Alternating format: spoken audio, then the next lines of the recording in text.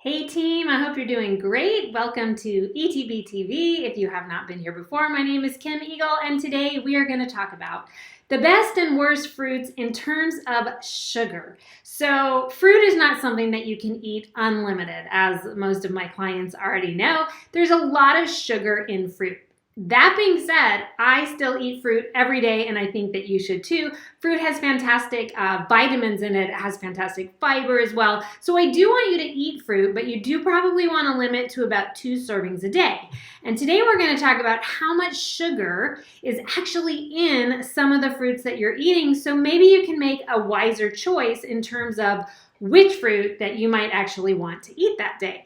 I'm going to tell you the highest sugar fruits and the lowest sugar fruits, and that way you just have a little bit of a sense of maybe which fruits you want to eat and which ones you want to be a little more cautious of, all right? Now, if you haven't checked out the Earn That Body podcast this week, it is a great episode about water. Oddly enough, there are 9 kinds of water. I didn't even realize there were that many, and I go into each one and maybe which one you should or shouldn't be drinking. Check it out on iTunes or any podcast app that you listen to for the Earn That Body podcast. Now, okay, are we ready? Get my head out of the way here.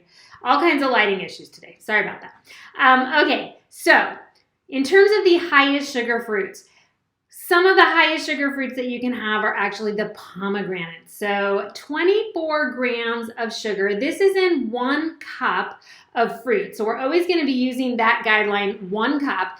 And so that's pretty high because you do want to obviously watch your intake of how much sugar you have in a day. So pomegranate has 24 grams. That's on the high side. It's one of the highest sugar fruits out there. The next really high sugar fruit would be your mangoes, which are delicious. This is why they're so delicious, because they have 23 grams of sugar in 1 cup. So it's just something you want to think about when you're measuring out your fruit serving. You want to just really make sure you're not eating too much. I know I could eat so much mango, it's delicious, but again, it's super high in sugar. The next one, which is such a favorite right now for so many people because it's that season in summertime, but the cherries, they're delicious.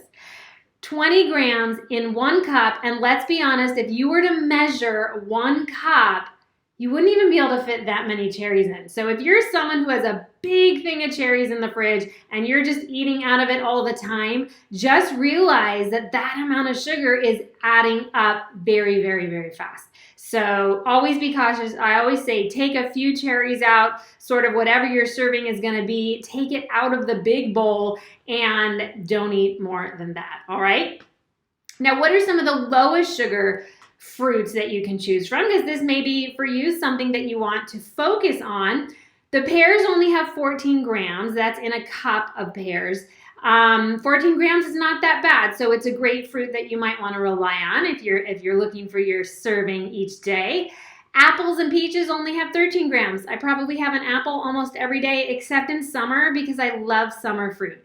But during, I'd say, all winter and fall, I probably have an apple every day, but now I'm having all kinds of summer fruit. It's probably too many cherries too. But apples and peaches only 13 grams, which is really not bad at all. And then papaya and nectarines have only 11 grams, again, in 1 cup. So great options for your lower sugar fruits.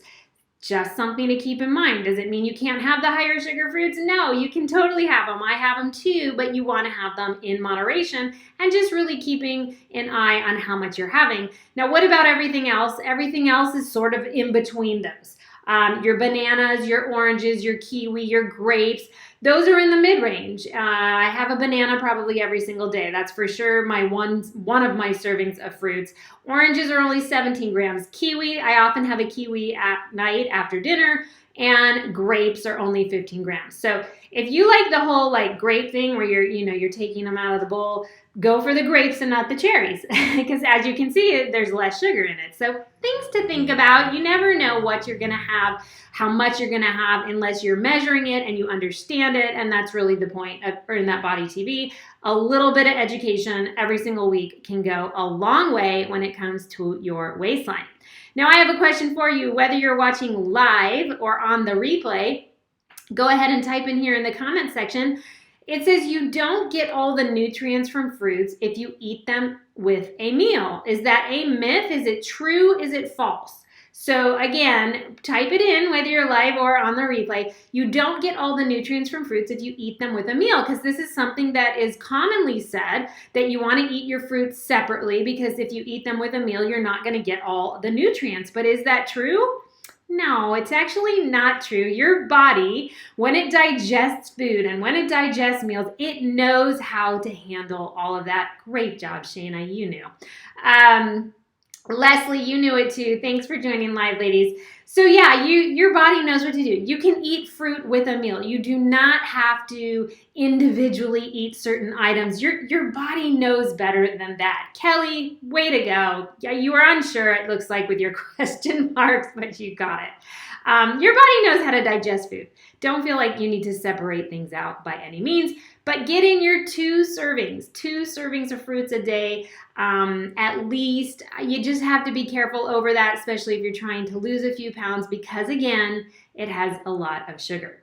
Now, this week is newsletter week. Once a month, I send out my newsletter. I have a workout in there that's free. I have recipes that are free, and inspiration, tips, all kinds of great information. And it's a really good topic this month about summer vacations.